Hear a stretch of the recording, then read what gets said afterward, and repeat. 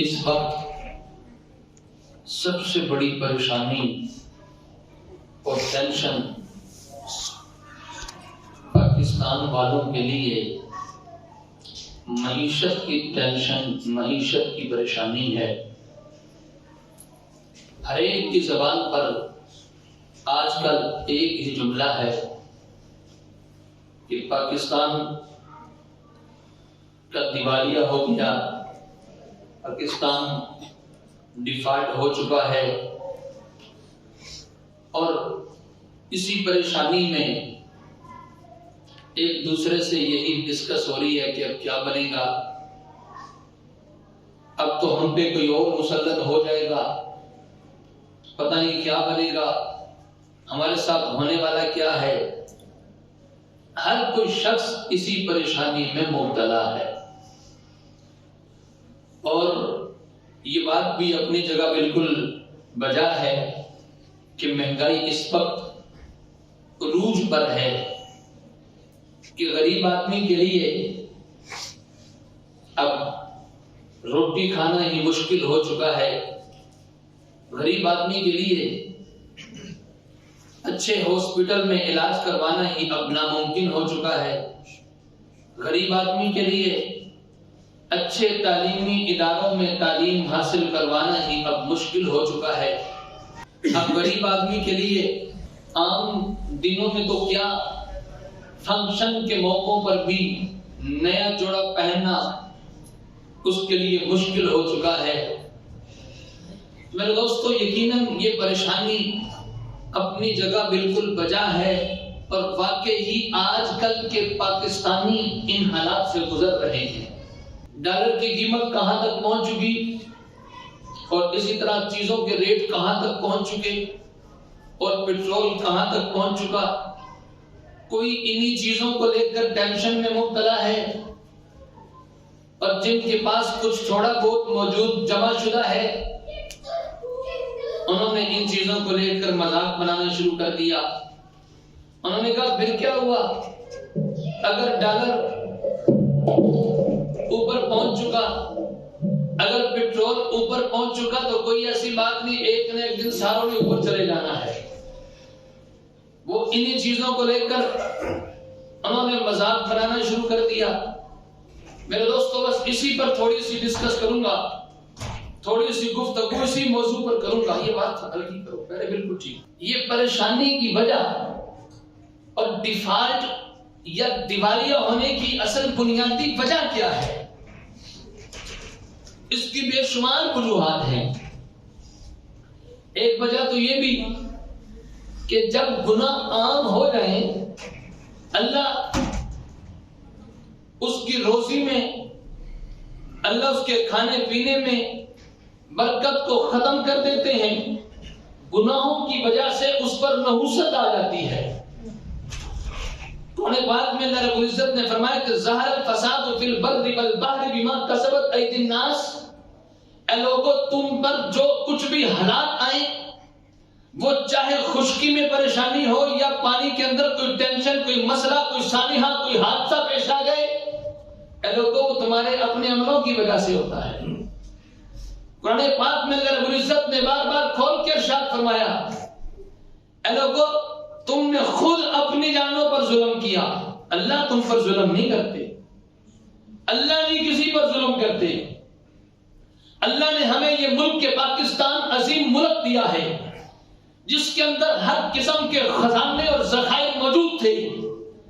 اس کے باوجود اگر ڈیفالٹ ہو چکا یا دیوالیہ ہو چکا ہے، سمجھ جاؤ کہ غلطی ہماری اپنی ہے، سمجھ جاؤ کہ کہیں پر فالٹ ہمارا اپنا ہی ہے، جس کی وجہ سے ڈیفالٹ ہو چکا ہے۔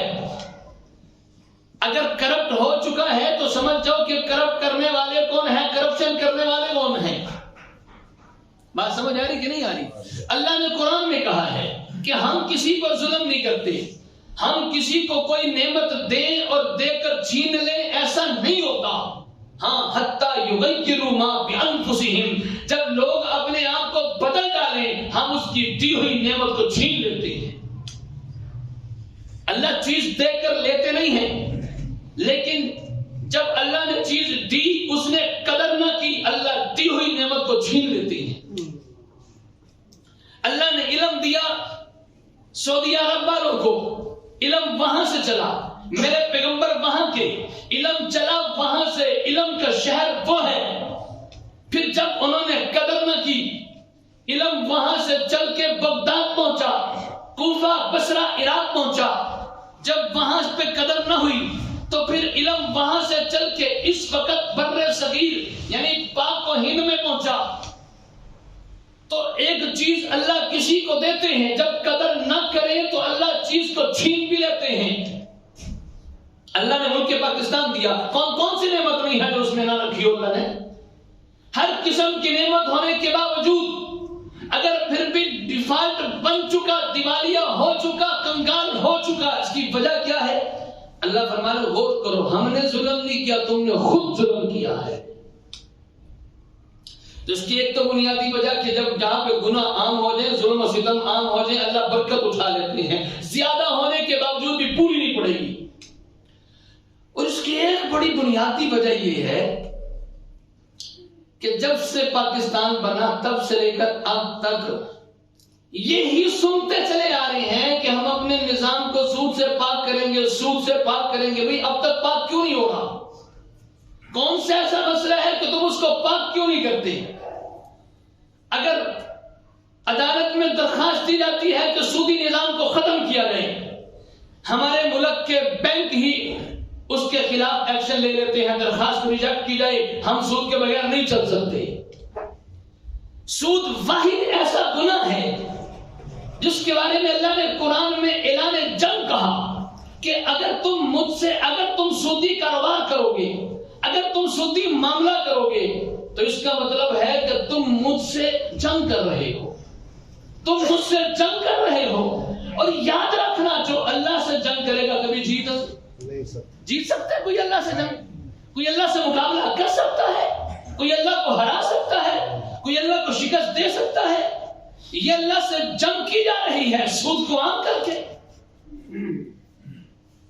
ہم سارا اپنی غلطی کا نزلہ حکومت پر نہ گرائیں، ذرا اپنے معاملے پر غور کریں کہ ہمارے حالات کہاں تک پہنچ چکے ہیں، ہم کس جگہ پہ کھڑے ہیں۔ صرف کرپشن حکومت ہی نہیں، اوپر سے لے کر نیچے تک سارے آن ٹو آن۔ کہتے ہیں نا اس طرح میں سارے ننگے ہیں، ہر شاخ پہ الو بیٹھا ہے، نہ جانے انجام گلستہ کیا ہوگا۔ کہتے ہیں ایک الو بیٹھا ہونا نحوست کی علامت ہوتی ہے۔ ارے پورا باغ الوؤں سے بھرا ہو تو پھر وہ باغ منحوس نہیں ہوگا تو کیا ہوگا؟ جس کا جہاں پہ بس چلتا ہے گاؤں میں رہا ہے، جس کا جہاں پہ بس چلتا ہے چور بداری کر رہے ہیں۔ ابھی 2 دن پہلے کی بات ہے، حکومت نے اعلان کیا کہ ہم 1 تاریخ سے 1 تاریخ سے پیٹرول 35 روپے مہنگا کر دیں گے۔ پیٹرول پمپ والوں نے پیٹرول دینا بند کیا تھا کہ نہیں کیا تھا؟ یہ کم کو بند کیا تھا، 1 دن پہلے بند کر دیا تھا؟ بولیے، آپ کے ساتھ یہ حالات بیتے ہیں، بولے نا۔ 3 دن پہلے بند کر دیا تھا۔ کیوں بند کیا تھا؟ حکومت کی طرف سے دباؤ تھا، فورس تھا ان پر کہ تم نے یکم کو کھول کے سٹاک کر کے رکھے اور پر لیٹر پیٹرول 35 روپے مہنگا کر کے بیچنا ہے۔ یہ نجائز ذخیرہ اندوزی نہیں تو اور کیا ہے؟ ہاں بیچتے رہتے، جو بچ جاتا اس کو 35 روپے مہنگا کر کے بیچ دیتے۔ پھر سمجھ میں آتی ہے ذخیرہ اندوزی کر کے اور پھر لوگوں کو مشکل میں ڈال کر پھر 35 روپے مہنگا کر کے بیچنا کرپشن ہے کہ نہیں ہے؟ ایک مرتبہ مسجد میں مولوی صاحب سے ایک آدمی نے کہا، مولوی صاحب دعا کرو، حالات بڑے خراب ہیں، ہمارے حالات ٹھیک ہو جائیں، بڑی پریشانی ٹینشن ہے، ہمارے حالات ٹھیک ہو جائیں۔ مولوی صاحب نے کہا ٹھیک ہے دعا کرتے ہیں۔ تھوڑی دیر کے بعد مولوی صاحب نے جیب سے 5000 روپے کا نوٹ نکال کر کہا کہ لوگوں یہ 5000 روپے کا نوٹ ملا ہے، جس کا ہو نشانی بتا کے لے سکتا ہے۔ 5-10 لوگ کھڑے ہو گئے، کسی نے کوئی نشانی بتائی، کسی نے کوئی نشانی بتلائی۔ مولوی صاحب نے ساروں کی باتیں سن کے آخر میں کہا کہ یہ 5000 روپے مجھے میری بیوی نے دیے تھے کہ جمعہ پڑھا کے آتے ہوئے سودا سلف لے آنا۔ یہ 5000 روپے تو میرے ذاتی ہیں، میں نے تو چیک کرنے کے لیے پوچھا تھا کہ یہ 5000 کتنے ہیں، کس کے ہیں۔ تم ہی میں سے 5-10 لوگ کھڑے ہو گئے ہو، لہذا اے لوگوں تم اپنے حالات ٹھیک کرو، ملک جس کا جہاں پہ بس چلتا ہے وہ داؤ لگا رہا ہے، جس کا جہاں پہ بس چلتا ہے وہ کرپشن کر رہا ہے۔ اس وقت ابھی حالیہ زمانے میں دو واقعات میرے سامنے آئے۔ اس وقت دو بڑے دینی ادارے، اس وقت دو دینی بڑے ادارے، دو مدرسے جس کے بارے میں یہ بات سنی ہے کہ وہ ختم ہو چکے ہیں۔ ختم ہو چکے کا مطلب یہ ہے کہ ان کے پاس پیسہ نہیں ہے، استادوں کو دینے کے لیے تنخواہیں نہیں ہیں، بچوں کو کھانا کھلانے کے لیے ان کے پاس راشن موجود نہیں ہے۔ اور یہ دو بڑے دینی ادارے وہ ہیں جس کے بارے میں مشہور تھا کہ ان کے پاس اتنا پیسہ ہے کہ ذاتی ہیلی کاپٹر بھی خرید سکتے ہیں۔ جب غور کیا کہ اتنا پیسہ ہونے کے باوجود کہ جو ذاتی ہیلی کاپٹر خرید سکتے ہیں، آج وجہ کیا بنی کہ استادوں کو دینے کے لیے، تنخواہیں دینے کے لیے پیسہ موجود نہیں؟ آج وجہ کیا بنی کہ طلباء کو کھانا کھلانے کے لیے راشن موجود نہیں؟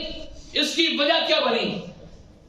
انہوں نے غور کیا، غور کر کے ایک بات سامنے آئی کہ جس وقت موجود تھا اس وقت عیاشی اتنی کی، اس وقت اتنا اڑایا، اس وقت احتیاط سے استعمال نہیں کیا، اس وقت یہ سوچا نہیں کہ مشکل حالات میں ہم نے کیسے مشکل حالات سے نمٹنا ہے، جس کی وجہ سے سارے پیسے اڑا دیے، ختم کر دیے اور آج خالی ہوئے بیٹھے۔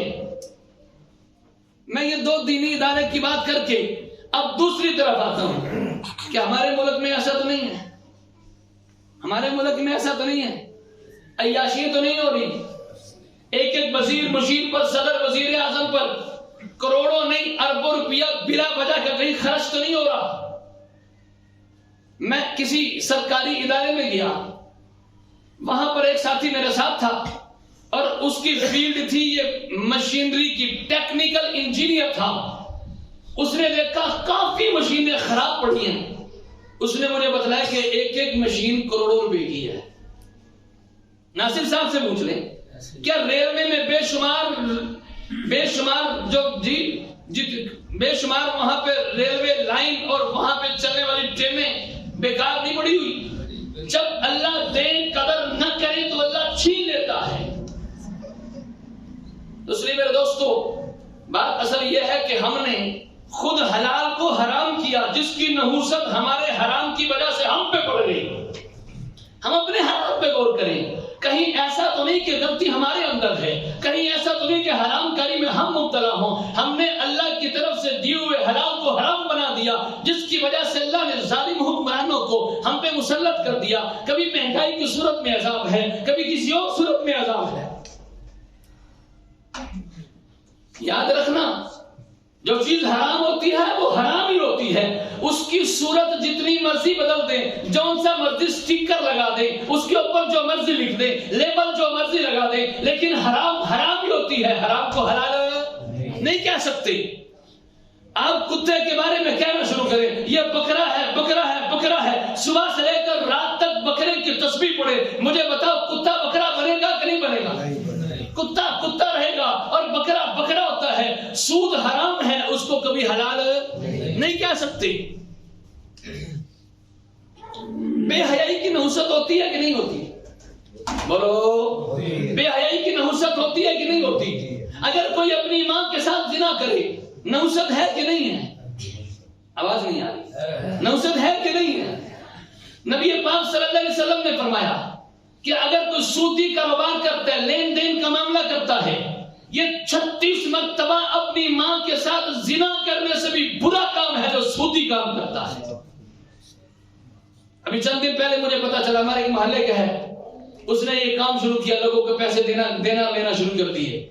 کوئی اور کام تو ہے کہ اس نے کہا چلو یہ کام شروع کر دیں۔ ارے قرآن کہتا ہے یمحق اللہ الربا ویربی الصدقات، سود سے تمہارا مال گھٹے گا اور اللہ کے راستے میں خرچ کرنے سے مال چھوڑے گا۔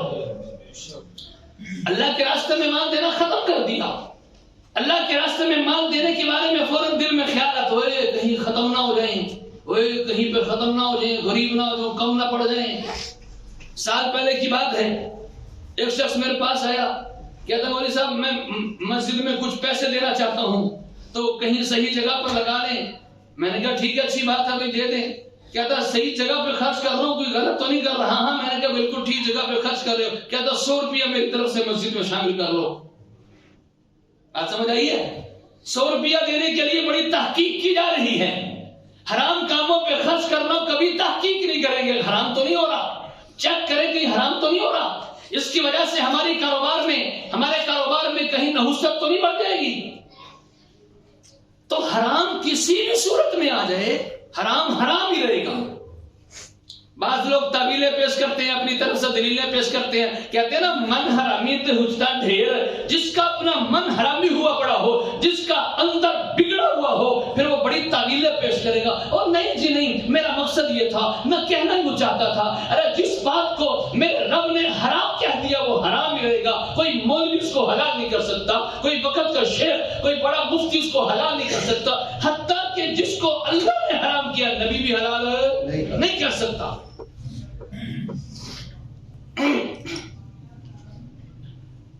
حقیقت جو ہوتی ہے نا وہ حرام ہی ہوتی ہے، صورت کوئی بھی آ جائے، صورت کوئی بھی آ جائے وہ حرام ہی ہوگی۔ وہ ایک مرتبہ نا ایک ہندوستان کا آدمی تھا، ہندوستان کا شخص، اس کے دل میں آیا چلو میں بھی حج کرنے چلوں، پیسے پوسے جوڑے حج کرنے کے لیے چلا گیا۔ وہاں پہ پہنچا، راستے میں تھا، سفر کر رہا تھا، ایک عربی آدمی گانا گا رہا تھا۔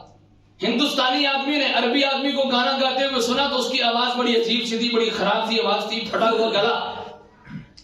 تو جب ہندوستانی نے اس عربی کو گانا گاتے ہوئے سنا، آواز بڑی عجیب سی، بڑی تنگ کرنے والی اس کی آواز، تو ہندوستانی کہنے لگا اچھا اب سمجھ آئی کہ ہمارے نبی نے گانے کو کیوں حرام کہا ہے، کہ جب ان کی آواز ہی بڑی خراب سی ہے، اگر ہمارے نبی ہمارا گانا سن لیتے تو پھر حرام نہ کہتے۔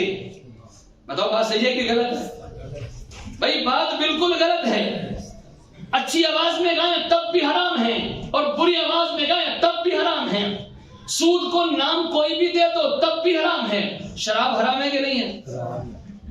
اچھا کسی خاص علاقے کی حرام ہے یا ہر جگہ کی حرام ہے؟ اب میں تو نہیں جانتا، شاید آپ جانتے ہو، کئی قسم کی شرابیں ہوتی ہیں، کیوں وسیم صاحب؟ کئی قسم کی شرابیں ہوتی ہیں، ساری حرام ہیں یا کچھ حرام ہے کچھ حلال ہے؟ ساری کی ساری حرام ہیں۔ اب یہ ساری شرابیں نبی پاک صلی اللہ علیہ وسلم کے زمانے میں نہیں تھی، اس کے باوجود حرام ہیں۔ کیوں؟ حقیقت تو وہی ہے، نام چینج ہو گیا، صورت بدل گئی، لیکن حقیقت وہی ہونے کی وجہ سے تب بھی حرام ہے۔ میں اس کی اور مثال دیتا ہوں۔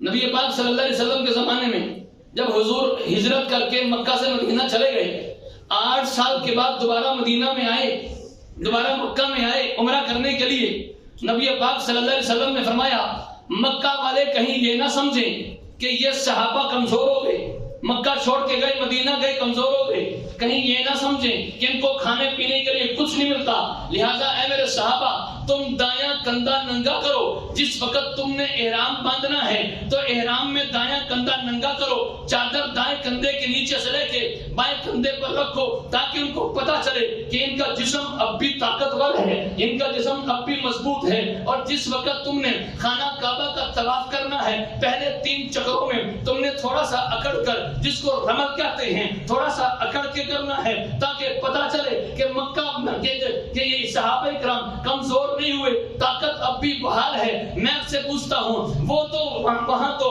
کافروں کو دکھانا مقصد تھا کہ دیکھو یہ کمزور نہیں ہوئے، اس لیے انہوں نے دایاں کندھا ننگا کر دیا، پہلے 3 چکر انہوں نے رمل کے اکڑ کے کیے ہیں۔ اب وہ سین تو اب موجود نہیں ہے، اب کس کو دکھانا ہے؟ اب دکھانا تو کسی کو نہیں ہے، لیکن ننگا اب بھی کریں گے نہیں کریں گے؟ ننگا تو اب بھی کریں گے نا۔ اما ہاجرہ جو دوڑی تھی صفا اور مروہ کے درمیان، چکر لگائے تھے کہ نہیں لگائے تھے؟ آپ سارے جانتے ہیں چکر لگانے کی وجہ یہ تھی کہ حضرت اسماعیل وہاں پہ موجود تھے، نظر نہیں آتے تھے، صفا سے اترتی تھی، دوڑ کے مروہ پہ جاتی تھی، نظر نہیں آتے تھے، پھر دوڑ کے یہاں پہ آتی تھی۔ لیکن اب جو بھی وہاں پہ جاتا ہے صفا مروہ کی صحیح کرتا ہے، اسماعیل تو نظر اب بھی نہیں آتے، لیکن دوڑنا ہے کہ نہیں ہے؟ بولو۔ اب جو علت تھی، جو وجہ تھی، جو حقیقت تھی، وہ اب ختم ہو چکی ہے، لیکن دوڑنے کا حکم اب بھی باقی ہے۔ یہ بات میں اس لیے بتلا رہا ہوں کہ بعض لوگ کہتے ہیں او جی جس وجہ سے حرام کہا تھا نا، سود کو جس وجہ سے حرام کہا تھا وہ وجہ اب ختم ہو گئی ہے، لہذا سود حلال ہو گیا ہے۔ بعض لوگ کہتے ہیں کہ عرب کے لوگ جب شلوار پہنتے تھے، تہمت باندھتے تھے، وہ نیچے لٹکا کے چلتے تھے تکبر کی وجہ سے، لہذا ہم اگر نیچے لٹکاتے ہیں تکبر کی وجہ سے تھوڑی لٹکا رہے ہیں، لہذا ہم تو ویسے لٹکا رہے ہیں، لہذا اب گنجائش مل جانی چاہیے۔ یاد رکھو ٹخنے ڈھانکنا حرام ہے، تکبر کی وجہ سے تب بھی حرام ہے، اور اگر بغیر تکبر کے ڈھانکے تب بھی حرام ہے، چونکہ ڈھانکنا حرام ہے، کسی بھی صورت میں ڈھانکے ہر صورت میں حرام ہے۔ تو اللہ رب العزت نے سود کو حرام قرار دیا، تو سود کے حرام ہونے کی صورت نبی پاک صلی اللہ علیہ وسلم کے زمانے میں بھی تھی، بعد کے زمانے میں بھی تھی، اور اب بھی یہی صورت ہے کہ سود ہر صورت میں حرام ہے۔ اللہ سے دعا ہے اللہ ہم سب کو سمجھ بھی عطا فرمائے، دین پہ عمل کرنے کی توفیق عطا فرمائے، آمین۔ وآخر دعوانا الحمدللہ۔